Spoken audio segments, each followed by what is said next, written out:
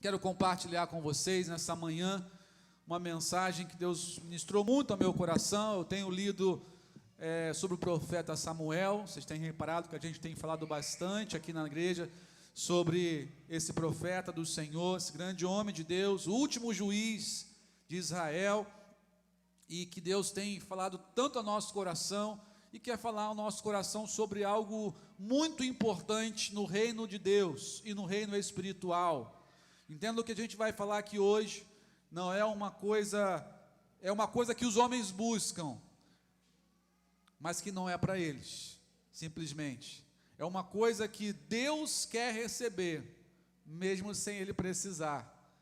E é uma coisa que Ele deu um privilégio para nós, seus filhos, seus servos, fazerem em relação a Ele, e que traz uma bênção assim impressionante na nossa vida. Exatamente isso, aquilo que fazemos para o Senhor, a forma como lidamos com Ele, implica em bênçãos sobre a nossa vida, em resultados extraordinários na nossa vida. E eu quero falar com você nessa manhã sobre honra. Honra, uma vida que honra a Deus, uma vida que honra a Deus. Você pergunta, você já ouviu falar sobre honra certamente, mas o que é honra? Qual seria a sua definição de honra? Não precisa me dizer, fala bem baixinho aí, para a pessoa que está do seu lado, vira para a pessoa que está do seu lado, a minha definição de honra é isso, eu acho que honra é isso aqui, vira a pessoa que está do seu lado, já sabe o que é? Não adianta olhar no Google, tá? Honra para mim é isso, honra para mim é aquilo, é a sua opinião, é a sua opinião. O que é honra para você? Bom, honra pode ser um reconhecimento por aquilo que alguém fez, um reconhecimento por aquilo que alguém representa, por aquilo que alguém é, pode ser um tipo de reverência que você faz a alguém, é uma forma de você reverenciar alguém, é uma consideração a alguém. Então, eu queria que você pegasse essas palavras para você entender melhor o que nós vamos falar nessa manhã. Então, honra é algo que alguém recebe por alguma coisa que lhe é merecida, que lhe é justa, né? E o que a Bíblia fala sobre honra?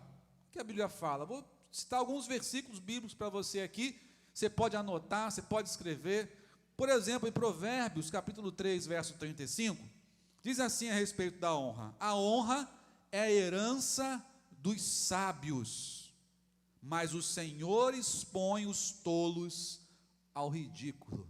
Olha só, ser honrado talvez possa ser aqui o oposto, o antônimo ao tolo. O tolo não vai receber uma honra. A honra é algo que os sábios recebem como herança, diz aqui a palavra do Senhor. Provérbios 15, 33, diz assim: o temor do Senhor ensina a sabedoria, e a humildade antecede a honra. Então, antes de você ser honrado, você tem que ter demonstrado o quê? Humildade. A humildade antecede a honra. Em Romanos, capítulo 13, versículo 7, um versículo que você já ouviu falar, já leu certamente, diz assim, apóstolo Paulo: deem a cada um o que lhe é devido, se imposto, imposto, se tributo, tributo, se temor, temor, se honra, honra. Então a honra, o que Paulo está dizendo aqui, que nós devemos honrar alguém. Nós devemos honrar muitas vezes as pessoas por aquilo que elas fazem. Nós honramos as pessoas. Não é pecado nenhum você honrar alguém por aquilo que alguém fez. Não é isso? É uma consideração, um reconhecimento por aquilo que a pessoa fez. Não é isso? Quando você presenteia alguém, você está, de certa forma, honrando alguém. Quando você fala bem de alguém, de certa forma, você está honrando aquela pessoa. Quando você tem uma atitude para com aquela pessoa, que vai ser bênção na vida dela, é um reconhecimento, você está honrando aquela pessoa. Em 2 Pedro, capítulo 1, versículo 17, olha que interessante que a Bíblia nos diz a respeito aqui do próprio Cristo. 2 Pedro 1, verso 17, diz assim: ele recebeu honra e glória da parte de Deus Pai, quando da suprema glória lhe foi dirigida a voz que lhe disse: este é meu filho amado, em quem me agrado. Glória a Deus. Olha só, Jesus foi honrado pelo Pai na frente das pessoas, quando ele foi batizado, não é isso? Esse é meu filho amado, em quem me agrado, em quem me alegro. Ele foi elogiado na frente das pessoas. É uma forma de você honrar aquela pessoa.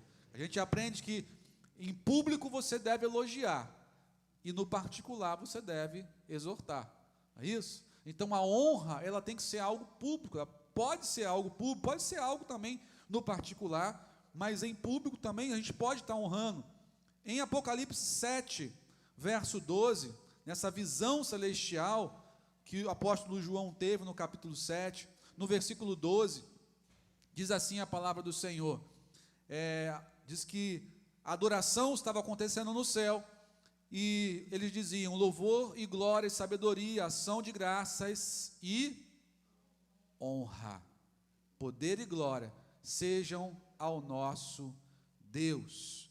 Ele é, como diz no capítulo 5 de Apocalipse, capítulo 4, digno é o Cordeiro que foi morto de receber poder, riqueza, sabedoria, força, honra, glória e louvor. Honra, glória e louvor. Então, as pessoas podem ser honradas. O Senhor Jesus deve ser honrado, mas a Bíblia diz, o próprio Jesus diz em Mateus 15, verso 8, que diante dessa palavra, diante dessa atitude de honra, algumas pessoas honram só da boca para fora. Diz assim no verso 8 do capítulo 15 de Mateus, este povo me honra com os lábios, mas o seu coração está longe de mim. Em vão me adoram, seus ensinamentos não passam de regras ensinadas por homens. Este povo me honra com os lábios, mas o seu coração não me honra. Então Jesus está dizendo que nós podemos adorá-lo, muitos adoram ele só da boca para fora, mas o seu coração, a sua atitude não honra ao Senhor. E o que nós vamos ver nessa manhã é que nós precisamos, diante do que Jesus espera de nós, diante daquilo que nós sabemos que temos que fazer para o Senhor Jesus, é honrar ao nome dele. Uma vida que honra a Deus, uma vida que reconhece a Deus, que reverencia a Deus, que considera Ele, que por algo que Ele fez na nossa vida, por algo que Ele é uma vida muito abençoadora. E assim eu quero meditar com os irmãos nessa manhã, no texto em 1 Samuel, no capítulo 7, do verso 2 em diante. 1 Samuel, capítulo 7, do verso 2 até o verso 17.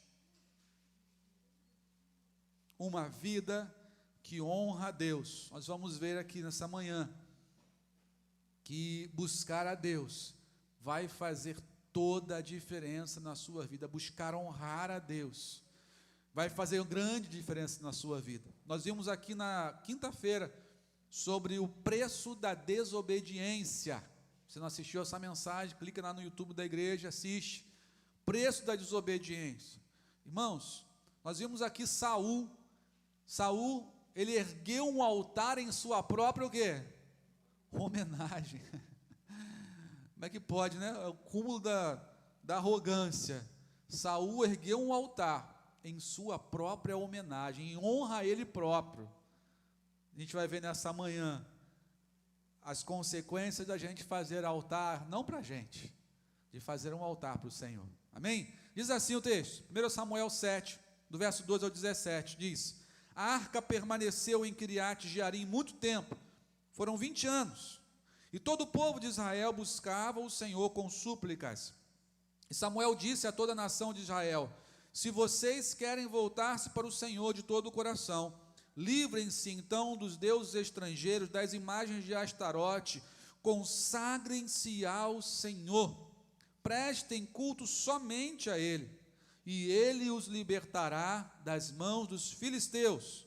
Assim, os israelitas se livraram dos Baalaíns e dos postes sagrados, e começaram a prestar culto somente, repita comigo, somente ao Senhor. mais ninguém. Verso 5, Samuel prosseguiu: reúnam todo o povo de Israel em Mispá, e eu intercederei ao Senhor em favor ou a favor de vocês. Quando eles se reuniram em Mispá, tiraram a água e derramaram perante o Senhor. Naquele dia jejuaram, e ali disseram: temos pecado contra o Senhor. E foi em Mispá que Samuel liderou os israelitas como juiz. Quando os filisteus souberam que os israelitas estavam reunidos em Mispá, os governantes filisteus saíram para atacá-los.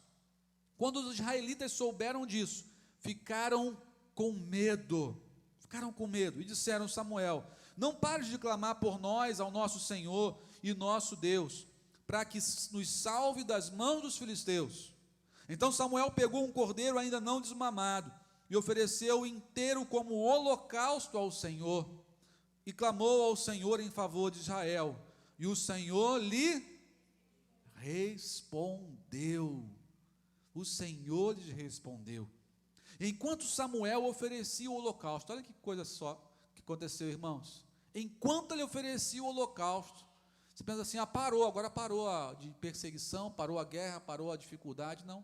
Enquanto ele oferecia o holocausto, os filisteus se aproximaram para combater Israel, até na hora do holocausto.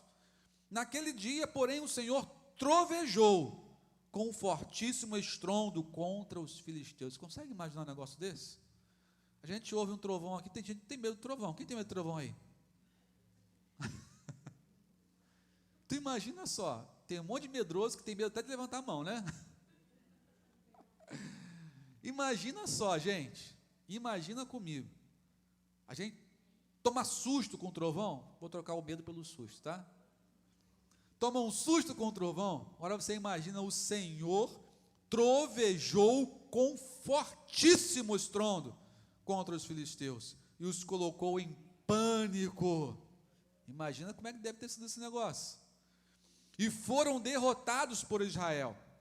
Os soldados de Israel saíram de Mispá e perseguiram os filisteus até um lugar abaixo de Bet-car, matando-os pelo caminho. Então Samuel pegou uma pedra e ergueu em Mispá, entre Mispá e Sem, e deu-lhe o nome de... Qual o nome da pedra, gente? Ebenezer, que quer dizer o quê? Dizendo o quê? Até aqui o Senhor nos ajudou. Vamos dizer juntos? Até aqui o Senhor nos ajudou. Aleluia. Até aqui, um marco espiritual, um divisor de águas na nossa vida, um reconhecimento, uma honra ao Senhor que Samuel fez ali. Ebenezer, que quer dizer pedra de ajuda. Ele estava reconhecendo que o Senhor era a sua pedra de ajuda e que até aqui o Senhor o ajudou. Assim os filisteus foram dominados, não voltaram a invadir o território israelita. A mão do Senhor esteve contra os filisteus durante toda a vida de Samuel. As cidades em que os filisteus haviam conquistado foram devolvidas a Israel, desde Ecrom até Gate. Israel libertou os territórios ao redor delas com o poder dos filisteus, do poder dos filisteus, foi liberto do poder, e houve também paz. Houve também paz. Quando a gente fala em paz, não pode falar, né? Houve paz, gente, paz entre Israel e os amorreus. Samuel continuou como juiz de Israel durante todos os dias de sua vida. A cada ano percorria Betel, Gilgal, Mispá, decidindo as questões de Israel em todos esses lugares. Mas sempre retornava a Ramá, onde ficava a sua casa. Ali ele liderava Israel como juiz, e naquele lugar construiu um altar em honra ao Senhor. Amém, queridos? Amém, igreja? Um altar em honra ao Senhor, amém? Isso, em honra ao Senhor. Ele não fez como Saul, né, em honra a si próprio. Ele fez em honra ao Senhor, um reconhecimento não só na frente do povo, mas no seu particular também, dentro da sua casa, dentro da sua cidade, na sua família, um altar ao Senhor. Queridos, nós vemos nessa manhã que o Senhor deseja que nós ergamos um altar a Ele, que nós precisamos erguer esse altar a Ele, e que existem consequências da nossa atitude de erguer um altar em honra ao Senhor. Honrar ao Senhor traz benefícios maravilhosos na nossa vida. Quando a gente demonstra que quer estar perto de alguém, quando a gente demonstra a importância de estar junto dessa pessoa, a gente está reconhecendo a presença dela é valiosa para nós. A gente não pode abrir mão da presença dela.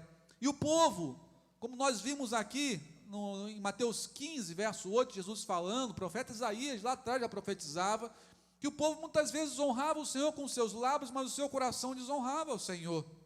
Nesse caso aqui, o povo estava desonrando o Senhor com os seus lábios e com o seu coração. Uma desonra dupla, porção dobrada de desonra. Desonrava com os seus lábios e desonrava com o seu coração, porque a boca fala daquilo que o seu coração está o quê? Cheio. Se o seu coração está cheio de desonra, a sua boca vai desonrar o Senhor. Lá no capítulo 4 de Samuel, diz que nessa época, você já leu o capítulo 3, viu que o sacerdote Eli, junto com seus filhos Ofni e Finéias, estavam vivendo uma crise gravíssima diante do Senhor, por causa do pecado dos seus filhos e do pecado do próprio Eli, que acobertou o pecado dos seus filhos. Com isso, Deus falava raramente, a presença de Deus se afastou do meio do povo. E chega no capítulo 4, os filisteus vão guerrear contra eles, e eles perdem a batalha, mesmo estando com a arca do Senhor na presença deles. Mesmo com aquilo que é considerado como a presença do Senhor, a própria arca, eles foram derrotados pelos filisteus. E muito mais do que isso, foram realmente humilhados. A arca do Senhor foi levada pelos filisteus. Eli morreu logo na sequência, né, uma morte ali feia demais. E a Bíblia diz para a gente no versículo 22 de 1 Samuel 4, que a glória se foi de Israel, pois a arca do Senhor foi tomada. A glória se foi de Israel, porque a presença do Senhor foi rejeitada.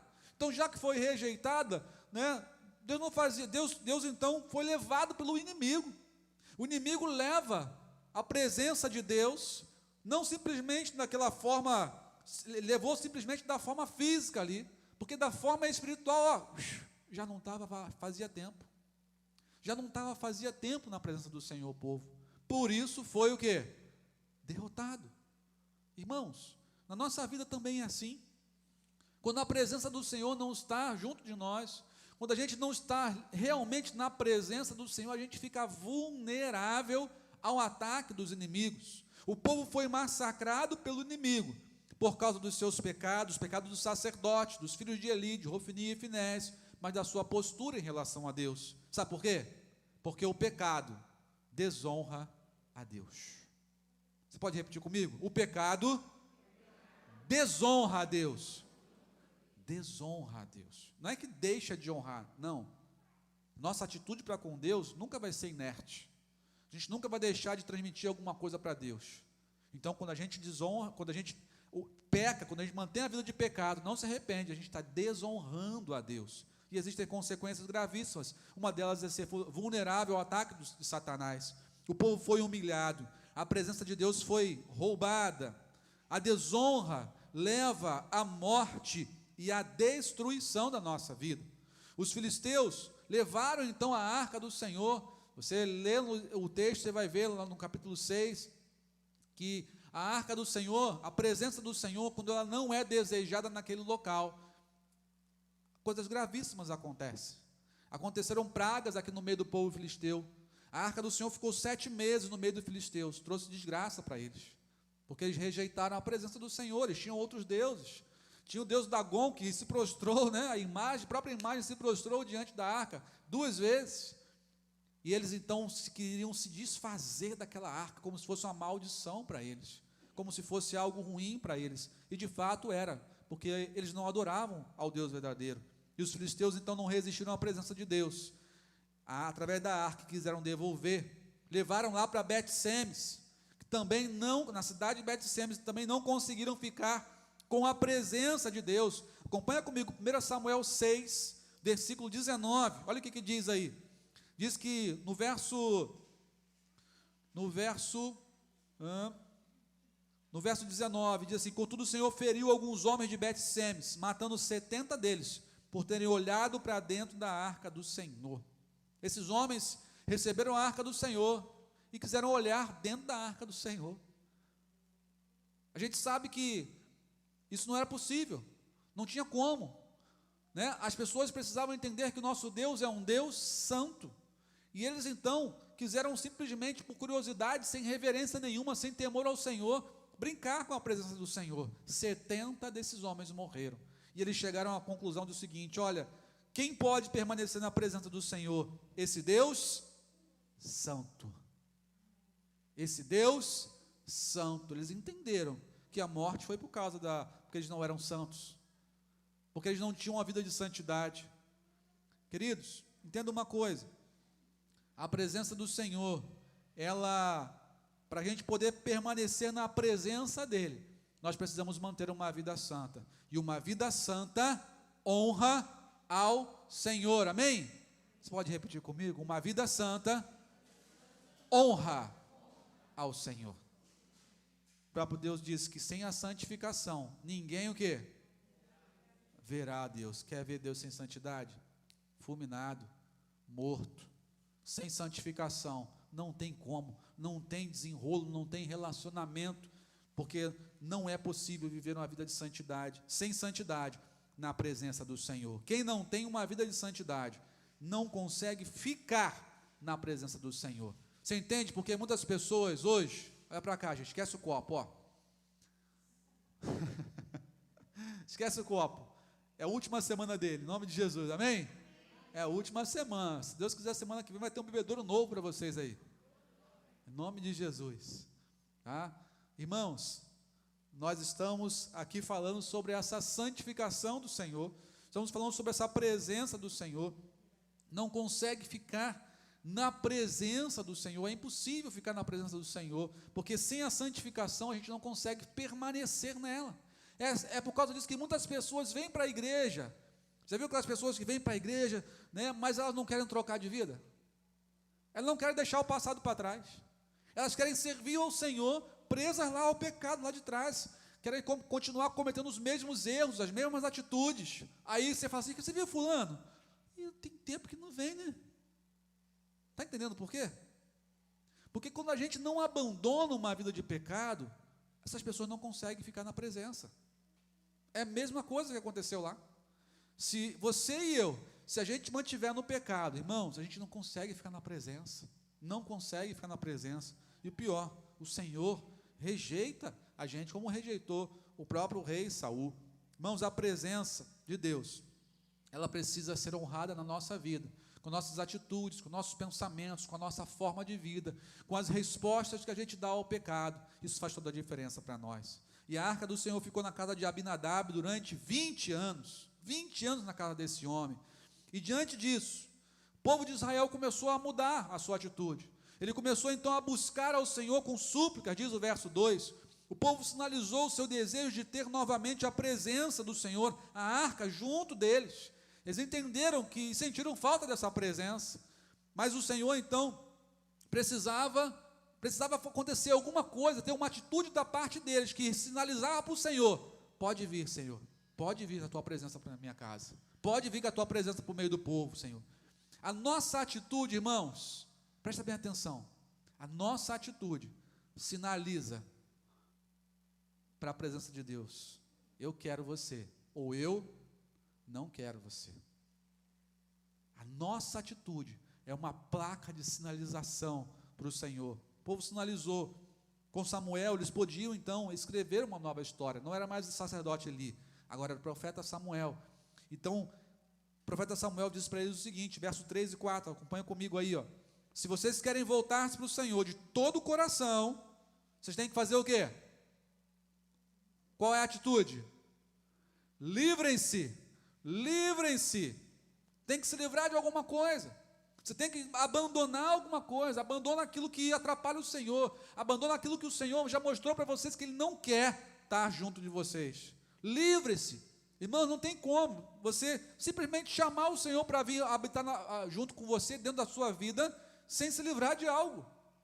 Ele não pode concorrer com algo que está lá. Ele não pode concorrer. Então o Senhor falou assim: olha, livrem-se dos seus deuses estrangeiros e das imagens de Astarote. Astarote era a deusa do amor, da fertilidade, da guerra.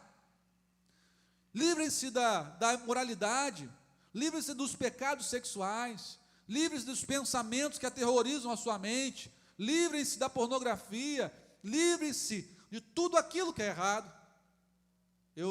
Essa semana no meu trabalho, estava no alojamento, aí eu entrei no alojamento, estava sozinho, fui trocar de roupa, aí quando eu entrei, fui trocar a roupa, o que tinha nas cadeiras do meu lado? Um monte de revista pornográfica. Um monte de revista pornográfica. Aí eu olhei assim, não tinha ninguém olhando, né? Falei, o que eu vou fazer com elas? O que você faria? Não responde. Não responde. O que você faria? Irmãos, eu peguei, tinha uma pilha assim. Fui lá na lixeira. Livrem-se. Joguem fora. Irmão, eu estava sozinho ali. Quem é que podia me condenar? Deus, você falou certo. Só que muitas das vezes a gente não tem esse temor. Lembra de Moisés? Moisés, isso mesmo. Moisés, ele viu o seu compatriota, né, o povo hebreu sendo machucado lá pelo egípcio. Ele foi lutar, não é isso? Contra o egípcio. O que ele fez com o egípcio? Deu um cafezinho para ele com um bolinho de chuva da Vanusa. O que ele fez? Calma. Antes de matar, ele fez o quê? Alguém lembra? Antes dele matar o egípcio, o que ele fez, gente? Vale um bolinho de chuva da Vanusa. Hã? Falou para parar de brigar? Tem mais uma coisa que ele fez. Hã? Observou se tinha alguém o quê? Ele olhou para um lado, olhou para o outro, não tem ninguém. Ó, vou ripar esse cara. Muitas das vezes a gente só olha para o lado e esquece de olhar para cima. Esquece de olhar para cima. Irmão, tem sempre alguém te olhando. Os olhos do Senhor estão sobre nós. Estão olhando para nós. Graças a Deus por isso, irmão. Graças a Deus. Nós precisamos ter atitudes que mostram para o Senhor, nos livrando de tudo aquilo que nos atrapalha. Toda imagem de Astarote, em nome de Jesus na sua vida. Consagrem-se ao Senhor e prestem culto a Ele também, amém? Não, amém não, gente. Também não. Somente a Ele. Prestem culto somente a Ele, não também. Também seria para Deus, para Astarote, para os Baalaíns, um monte de coisa. Deus não divide a honra dele com ninguém. Ninguém. Deus não divide a honra dele com ninguém. O povo precisava fazer uma escolha, assim como nós hoje. Com quem a honra ao Senhor está sendo dividida na nossa vida? O que você tem honrado mais do que o Senhor? Irmão, eu quis honrar minha cama também hoje, irmão. Estava quentinha. Dá vontade de honrar a cama, não é? Assim, eu sou merecedor. Eu trabalhei para chuchu. Eu falei, no meu caso, eu trabalhei de sexta-feira, 4 horas da manhã, no sábado, ontem, 3 da manhã, merecia um abraço da cama hoje, né? Poderia honrar a cama, vou te honrar hoje, viu? Mas a nossa honra pelo Senhor tem que ser sempre maior, irmãos. E não pode ser dividida com ninguém. A honra do Senhor impulsiona a gente a honrar a direção certa. E é o único que merece a honra. Na nossa vida, muitas coisas vêm concorrer para a gente honrar, para dividir o nosso tempo, ou para ganhar a prioridade do nosso tempo, para ganhar a prioridade dos nossos, o quê? Recursos. Não é isso? Você recebeu aí, leia lá no que nós mandamos para você sobre a lei das primícias. Quando você honra ao Senhor, recebeu o pagamento, irmão, dízimo. Deixa eu ver quantas contas eu tenho para pagar primeiro aqui. Deixa eu ver se vai dar para entregar o dízimo esse mês. Espera aí. Irmão, nem entrega. Porque Deus vai rejeitar. Assim como rejeitou de Caim. Estou dizendo para você que todo o coração, o Senhor, Ele quer a honra das primeiras coisas na sua vida. O Senhor quer a honra daquilo que só Ele é devido. Não divida a honra do Senhor com outras coisas. Não divida a honra do Senhor com o seu trabalho. Com o seu trabalho. Tem gente que está trabalhando, fica cansado para vir no culto. Olha o Fernando aqui, ó. Levanta a mão aí, Fernando. Esse menino está de vermelho, mas ele não é da CUT não, gente, ó. Não é de esquerda, ele é da empresa lá do Porto, é isso? Está vindo direto do trabalho. Em vez de dormir em casa, dorme aqui. Vem aqui adorar o Senhor na igreja, né, Fernando? Não é não, Fernando? Amém? Isso aí, irmão. Né? O cara vem direto. Porque ele entende que honrar ao Senhor está em primeiro lugar. Está em primeiro lugar. Está certo que não tinha café em casa, né? Tem café na igreja. Né, Fernando? Brincadeira, Fernando. Fernando tem sido um exemplo para todos nós. Trabalhar à noite, irmão, quem trabalhou à noite que sabe, é algo terrível, destrói a gente. Destrói. Só de eu trabalhar de madrugada 2 vezes seguidas, ontem minha pressão subiu. Arrebenta com a gente. Mesmo jovem assim, irmão. Né? Não é não? Acaba com a gente, né? Irmãos, nós precisamos honrar o Senhor com as primeiras coisas. Deus não aceitaria receber honra e dividi-la com ninguém. Muitos querem hoje adorar a Deus, mas não querem largar o seu passado, não querem colocar ele em primeiro lugar. E Deus esperava então a atitude deles. Vocês querem me honrar? Vocês querem ficar junto comigo? É isso mesmo? Então mostra. Mostra se livrando, mostra se consagrando. Consagração é uma separação para o Senhor, somente para Ele. Então ele falou, não é só se livrar não, livre-se e vem para mim. Não é livrar e ficar lá, joga fora e anda comigo em santidade. Então o povo precisava demonstrar algumas coisas. No versículos 5 e 6 diz assim: jejuaram e disseram, todos temos pecado contra o Senhor. Deus se agrada de palavras e de atitudes nossas, elas honram ao Senhor. O povo teve a atitude de jejuar. Você pratica o jejum honra a Deus. O jejum honra a Deus, irmãos. O jejum honra quem Deus é na nossa vida. O jejum honra a mão de Deus que intercede ao nosso favor, que vem ao nosso favor. O jejum nos leva mais próximo de Deus. Como eu digo aqui, o jejum limpa os nossos ouvidos espirituais, desembaça os nossos olhos espirituais, para a gente poder ouvir e ver aquilo mais claramente, que a gente não veria e não ouviria, se não fosse através do jejum.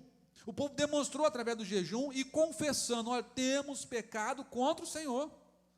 Irmãos, chegar diante do Senhor, sem meias palavras, Senhor, errei mesmo, pequei em olhar para aquela pessoa, pequei em falar aquilo com fulano, Senhor, pequei. Não é tentar achar, a gente tenta achar sempre alguma coisa que a gente tem razão, né? A gente quer sempre ganhar discussão. Não tem discussão, o Senhor está vendo tudo, Ele sabe o nosso coração. Essa semana eu passei uma situação que eu falei, Senhor, me deixa agir com maturidade. Eu não quero agir como imaturo. Mesmo tendo ficado chateado, mesmo tendo ficado com raiva, falei, Senhor, eu fiquei com raiva, fiquei chateado, não deixa eu agir como um imaturo. A gente precisa demonstrar para o Senhor, abrir o nosso coração para Ele, porque isso honra ao Senhor. Nós estamos demonstrando com isso que honramos ao Senhor. Com que palavras e atitudes você tem honrado a Deus? No seu relacionamento com o seu esposo, no seu relacionamento com a sua esposa, tem honrado a Deus com as suas palavras e atitudes? Filho, você tem honrado ao Senhor honrando os seus pais? Porque a Bíblia diz para a gente o quê? Honra teu pai e tua mãe. Ou seja, considerem eles, reconheçam eles, reverenciem eles, porque eles são pessoas que Deus colocou ali para serem representantes dele, para serem ali a figura de Deus na sua vida. É isso que os pais representam. Eles não são Deus, mas eles representam Deus como autoridade espiritual na tua vida. Você tem honrado ao Senhor com seus líderes, no seu relacionamento com a sua liderança. Nós falamos um pouco isso na quinta-feira. Ou você é aquele que se acha sempre na razão, não dá o braço a torcer? Nós precisamos honrar o Senhor, honrando os nossos líderes, como a Bíblia fala. Irmãos, o inimigo, ele não gosta quando a gente faz isso. Ele não gosta quando a gente honra a Deus. E ele vai fazer de tudo para atacar você, para que você não honre a Deus. Ele vai dizer que você tem a razão. Não, que isso? Ele está errado. Vai dizer que você não precisa disso, que o fulano não precisa disso. Ele vai dizer um monte de coisa, vai tentar atacar a gente, para a gente não honrar a Deus. Olha o que aconteceu com o povo no verso 7. Diz aqui, quando os filisteus souberam que os israelitas estavam reunidos em Mispá, os governantes filisteus saíram para atacá-los. Souberam que eles estavam lá para adorar o Senhor. A gente não pode deixar esse povo adorar o Senhor. Vamos atacar eles, vamos perturbar eles, vamos lá botar medo neles. É isso que o inimigo faz. A gente aprendeu aqui no curso, no nosso curso Avance, porque tarde no pleno avivamento, que o inimigo sabe o poder da oração. O inimigo sabe o quanto uma oração impacta a vida de alguém ao seu redor. Então ele faz o seguinte, antes de você atacar o reino dele, com a oração, ele ataca o quê? O reino de Deus atacando você, para que você não ore ao Senhor. E vou atacar para você, em você, não simplesmente porque você está orando, mas antes, para que você não ore. Coloca dificuldades, problemas, um monte de adversidades, é o cansaço, é isso, é aquilo outro, é decepção. Ele coloca um monte de coisa, para a gente não orar, para a gente não buscar. Porque a oração também, o quê? Honra a Deus. Honra a Deus. O jejum e a oração honra a Deus. E o texto mostra para a gente, então, que nesse momento, você está sendo testado em sua honra. Olha só. Quando a gente é atacado diante daquilo que vamos fazer para o Senhor, nós somos testados na nossa honra. Deixa eu ver se Ele quer me honrar de verdade. Vou botar uma dificuldade aqui. Muitas vezes Deus permite que isso aconteça. Como diz o apóstolo Pedro, em 1 Pedro 1, verso 7, Ele forja no fogo, para saber se a nossa fé é genuína, se é de verdade. Ele quer saber se a sua honra é de verdade para Ele, ou se é fogo de palha. Quando vem alguma dificuldade, você deixa de honrar o Senhor. Quando vem um estresse, um momento de raiva, um momento de, você não quer honrar o Senhor. Quando vem uma dificuldade financeira, não, o Senhor sabe que eu queria entregar o dízimo, mas eu vou roubar dele de novo. Como assim? Você vai deixar de honrar quem te deu tudo o que você tem? Você vai deixar tudo desprotegido mesmo? Beleza. O inimigo vai lá e o quê? Creu. Se o povo fizesse o seguinte, gente, verso 8 e 9, se o povo falasse o seguinte para ele, olha, vamos fugir, Samuel, deixa tudo aí, vem com a gente, vamos embora, vamos meter o pé, os filisteus estão vindo em cima da gente, o inimigo ficou furioso, está vindo em cima da gente, vamos embora daqui, vamos sair de Mispá, deixa para lá, outro dia a gente faz isso. Deu ruim, Samuel. Se o povo faz isso, o que aconteceria com a presença de Deus? Teria junto com eles? Não. E o que o povo fez? Nesse momento aqui, eles passaram no teste. Eles disseram para Samuel, Samuel, não pare de clamar por nós ao Senhor. Quando vier a dificuldade, irmão, o que a gente tem que fazer? Clamar mais. Eu me lembro de um momento na minha vida muito difícil, em que eu estava fazendo muitas coisas para o Senhor, foi um momento divisor de águas na minha vida, aos 22 anos, e começou a vir uma avalanche de coisas, eu buscando mais o Senhor e vindo um monte de coisa. Aí eu entendi, Deus falou comigo, isso é um teste para você. Eu falei, tá bom, Senhor. Então, aquilo que eu faço para o Senhor, a partir de hoje, eu faço dobrado. Fiz um compromisso com Deus. O inimigo quer tentar me parar, eu vou fazer em dobro. Em dobro. Talvez por isso que eu sou pastor hoje, né? Talvez, né? Irmãos, quando vier, ore mais. Tem gente que fala assim, eu comecei a orar, parece que é um negócio, é só você começar a orar que vem a dificuldade, né? Você já falou isso ou já ouviu de alguém? Duvido que não. Aí você faz o quê? Para de orar. É só eu ir à igreja, é só eu voltar e ir para a célula que aparece um monte de problema, dificuldade. Isso acontece contigo? Com mais alguém? Aí você faz o quê? Aí para. Aí perde a bênção, perde a presença do Senhor, a oportunidade de falar, se fulano continuasse, olha o que eu receberia aqui. Aí você joga fora. Quando vier dificuldade, persevera ainda mais. Fala assim, eu vou trabalhar dobrado, eu vou fazer mais para o Senhor, vou me entregar cada vez mais para o Senhor. Você vai ver o inimigo como é que vai ficar furioso, mas vai ficar derrotado. Porque ele já é derrotado. Já é derrotado. Não pare de clamar ao Senhor. O povo reconheceu que a única direção é para cima. Não é para correr por lado. É para correr para? Então repete comigo. Quando vier dificuldade, não corre para o lado. Corre para cima. Em nome de Jesus. Corre para cima, irmão. Não me pergunta como vai correr para cima, não. Irmãos, enquanto Samuel oferecia o holocausto, o inimigo tentou até o fim, como eu te falei. Ele continua, é o encargo dele. Mas dessa vez o Senhor estava lá. Eles não estavam sozinhos. Porque se o povo sai, Samuel, vamos embora, vamos meter o pé. Eles iam sair, mas iam ficar sozinhos. Iam ficar mais vulneráveis ainda. Samuel clamou, o povo tomou a atitude certa, o Senhor ficou com eles. O Senhor trovejou contra os filisteus, deixou eles em pânico. E desta vez a vitória veio, porque a honra estava em Deus. Amém, igreja? A honra estava em Deus. Por isso que a vitória veio. A honra não estava na nossa força, nossa capacidade, não, até porque os filisteus eram muito mais capacitados para a guerra do que Israel. A honra estava no Senhor, a honra estava em Deus. Por isso, Deus fez aquilo que eles esperavam. Samuel, então, diante disso, diante de toda essa transferência de honra para coisas, para falsos deuses, para pessoas, agora transferiu a honra para o lugar certo, para a direção certa, que é para o Senhor. Samuel pegou uma pedra no verso 12, e deu o nome de Ebenezer, quer dizer pedra de ajuda. O Senhor é a nossa pedra de ajuda. Ebenezer, até aqui o Senhor nos ajudou. Ele colocou como um marco espiritual. Por que colocou aquele marco espiritual? Para que quando as pessoas passassem, onde as pessoas passassem, vissem aquela pedra, se lembrariam do que o Senhor fez por elas. Você tem seus marcos espirituais? Você tem algo que você para e olhe hoje, se você lembra, puxa, naquele dia, naquele momento, naquela situação, diante daquele ataque, o Senhor me ajudou. Você tem marcos espirituais na tua vida? Você tem algo para você olhar e ver que vai continuar valendo a pena seguir ao Senhor?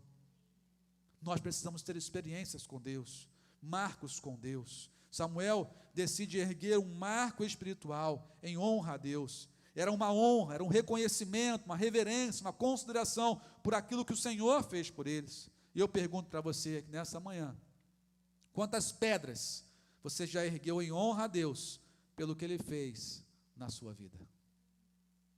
Quantas pedras você tem? Olha aí. Quantas pedras você já ergueu por aquilo que o Senhor fez na sua vida? Nós precisamos erguer esses marcos espirituais na nossa vida. Precisamos. Até quando o inimigo tentar se levantar novamente, porque ele vai se levantar. Aí você fala assim, está vendo essa pedra aqui?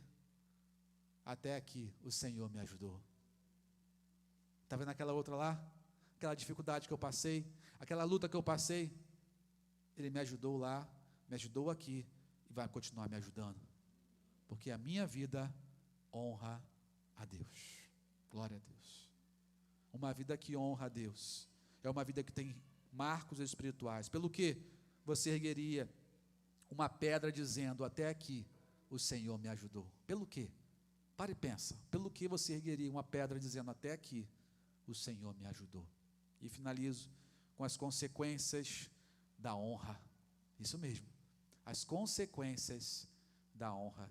Diz para a gente no versículo 13 e 14, que as consequências de eles terem honrado ao Senhor, de ter uma vida que honra a Deus, diz aqui que os filisteus foram dominados. Verso 13 e 14. Os filisteus foram dominados.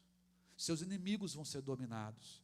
Não voltaram a invadir mais. Opa, Aqui não, porque a minha vida honra somente a Deus. Não há lugar para o inimigo na minha vida. Nem tenta invadir o inimigo, porque você não vai voltar mais aqui. A mão do Senhor esteve contra os filisteus. Irmão, isso aqui para mim foi uma das coisas mais marcantes. A mão do Senhor esteve contra os filisteus. No verso 13, esteve contra os filisteus durante toda a vida de Samuel, porque o povo estava honrando ao Senhor. Enquanto você honrar o Senhor na sua vida, enquanto a sua vida honrar a Ele, saiba de uma coisa, a mão do Senhor vai estar com você na sua caminhada, amém? Só isso já bastaria, né? A mão do Senhor vai estar com a gente. Cidades foram devolvidas a Israel. Eles recuperaram aquilo que perderam. Uma vida que honra ao Senhor, o Senhor restitui, irmãos. Ele restitui aquilo que foi perdido. Outra coisa, territórios ao redor de Israel foram libertos. Você entende uma coisa? Não foi só Israel que foi liberto. Ao redor deles, os territórios estavam dominados pelo inimigo. Foram agora o quê? Libertos. Você crê que se você honrar o Senhor, quem estiver ao seu redor pode ser liberto? Amém? Começa a honrar o Senhor, você vai ver o que vai acontecer na sua casa. Você vai ver o que vai acontecer na sua vizinhança, na sua família, naquelas pessoas que trabalham com você. Eles vão ser libertos no nome de Jesus. Através da sua liberdade, através de uma vida que honra ao Senhor. Também, termino, dizendo que houve paz. Paz. Você quer ter uma vida de paz? Tenha uma vida que honra ao Senhor. Querido, paz aqui não quer dizer a ausência de conflitos, viu? Só vitória, como diz a expressão que o pessoal fala aí. Não, não é a ausência de conflito, mas é a certeza de que mesmo no meio do conflito, como você viu aqui, você vai dizer, até aqui, o Senhor me ajudou. Amém? Você pode se colocar de pé? Queria orar com você nesse momento. Queria que você fechasse seus olhos nesse momento. Respondesse essa pergunta que eu fiz aqui há pouco. Pelo que você ergueria uma pedra dizendo, até aqui o Senhor me ajudou? Pelo quê? O que Jesus fez na sua vida? E que você pode erguer esse marco, que sempre traz na sua memória, essa pedra está na sua memória, está no seu coração, para que você se lembre daquilo que Jesus fez na sua vida. Pelo quê? Você poderia erguer essa pedra ao Senhor? Queridos, o Senhor, assim como Ele falou com o povo, Ele espera de nós uma resposta nessa manhã.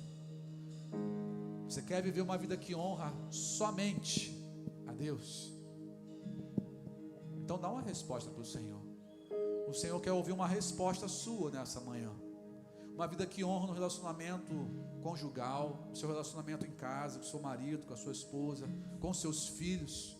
Pais que se aproximam dos seus filhos, honra a Deus. Pais que oram com seus filhos, honra a Deus. Maridos que oram com a sua esposa, com a sua família, que leem a Bíblia, honram a Deus. E você viu que a honra ao Senhor traz libertação para você e para aqueles que estão ao seu redor.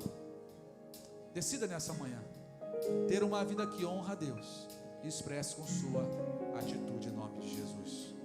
Te amo, Deus, tua graça nunca falha.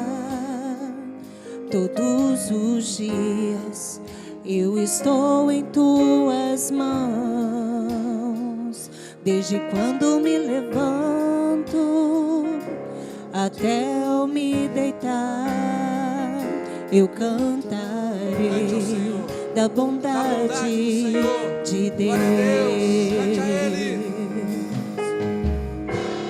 És fiel em todo tempo, em todo tempo tu és tão bom, com todo fôlego que tenho,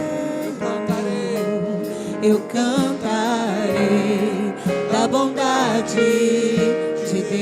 És fiel, Senhor, és fiel, seja o Senhor.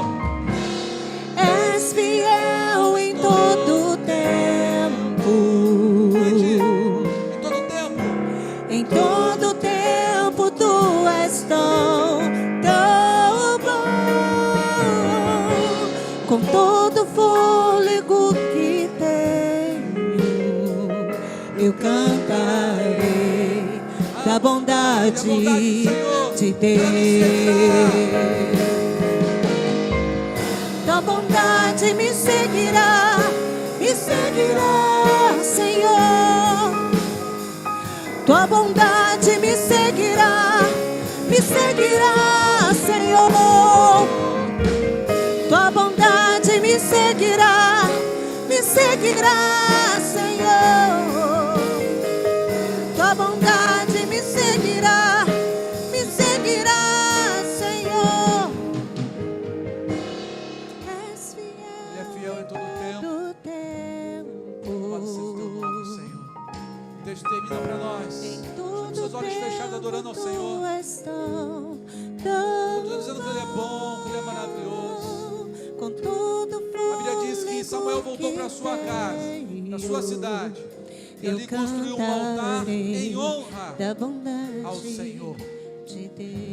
Um altar em honra ao Senhor na sua cidade, no seu bairro, na sua casa, na sua família, na sua vida. Aí existe um altar ao Senhor.